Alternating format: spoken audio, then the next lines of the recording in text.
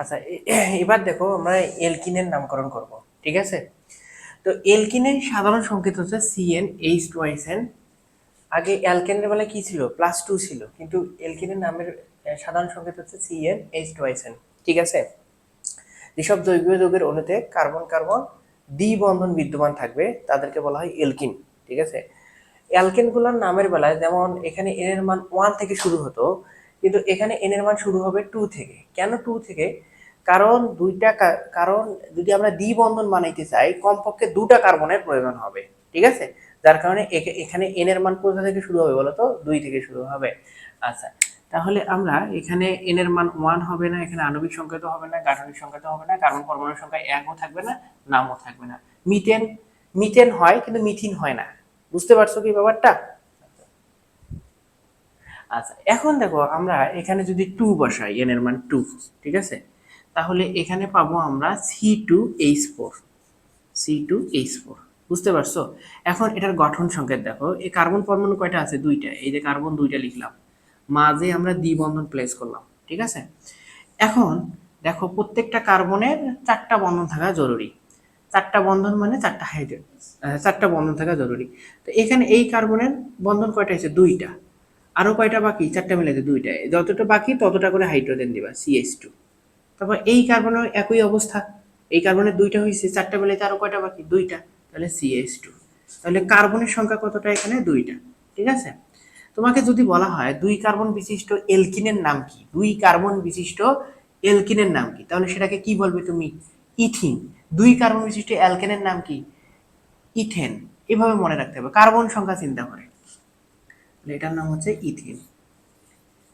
আবার একইভাবে দেখো, এন এর মান 3 হলে তাহলে এখানে C3H6 সাধারণ সংকেতে বসিয়ে, তাহলে এখানে কার্বন পরমাণু হচ্ছে 3টা, 1 2 3।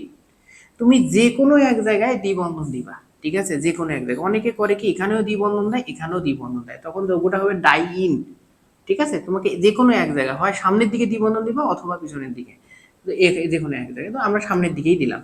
তাহলে এই কার্বনের কয়টা হয়ে গেছে বলো তো, 2টা, 1 2। আর কয়টা, 4 মিলাতে কয়টা হাইড্রোজেন বাকি, 2টা। তাহলে এখানে CH2, ঠিক আছে? এই কার্বনের দেখো 1টা 2টা 3টা হয়ে গেছে, 4 মিলাইতে আরো একটা বাকি, এখানে এই যে এখানে হাইড্রোজেন দিলা। তারপর এই কার্বনে একটা হয়েছে, 4 মিলাইতে 3টা বাকি। বুঝতে পারছো? এভাবে এটা হচ্ছে আণবিক সংকেত, এটা হচ্ছে গঠন সংকেত। কার্বন পরমাণুর সংখ্যা 3। 3 কার্বন বিশিষ্ট অ্যালকেন ছিল কি, প্রোপেন। যেহেতু এটা এলকিন, উচ্চারণ হবে ইন, সেহেতু এটার নাম হচ্ছে প্রোপিন, প্রোপিন। বুঝতে পারছো? তারপরে দেখো এখানে এন এর মান হচ্ছে 4, যদি বসাও তাহলে C4H8।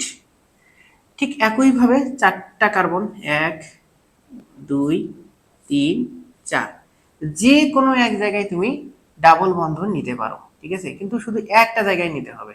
তো আমরা শুরুতেই দিয়ে নিলাম, তাহলে এখানে বাকিগুলো সবগুলো সিঙ্গেল বন্ড। তাহলে এখানে 2টা দেখো কার্বন বন্ধন আছে, 2টা, 4 মিলাতে আরো 2টা বাকি, এখানে 2টা দিলা। এখানে 1 2 3টা হয়েছে, আরো 2টা বাকি, এই যে এখানে কয়টা হয়েছে বলো তো, এই কার্বনের কয়টা হয়েছে, 3টা বন্ধন, 1 2 3। 4 মিলাইতে কয়টা বাকি, একটা, এই জন্য একটা হাইড্রোজেন। এই কার্বনের 1টা 2টা বন্ধন, 4 মিলাতে আর কয়টা বাকি, 2টা, এখানে 2টা হাইড্রোজেন। ঠিক একইভাবে এখানে একটা, 4 মিলাতে 3টা বন্ধন। বুঝতে পারছো? এইভাবে। তাহলে এখানে 4 কার্বন পরমাণুর সংখ্যা, এবং এটার নাম হচ্ছে বিউটিন, বিউটিন। ঠিক একইভাবে এখানে 5 যদি বসাও, C5H10, ঠিক আছে? একইভাবে এখানে CH2, double bond, CH, CH2, CH3, ঠিক আছে? হ্যাঁ, তাহলে এখানে হচ্ছে 5, এটার নাম হচ্ছে পেন্টিন। করো, এটার নাম হচ্ছে পেন্টিন। বুঝতে পারছো? তাহলে এভাবে খুব সহজে আমরা এলকিন গুলোর নামকরণ করতে পারি।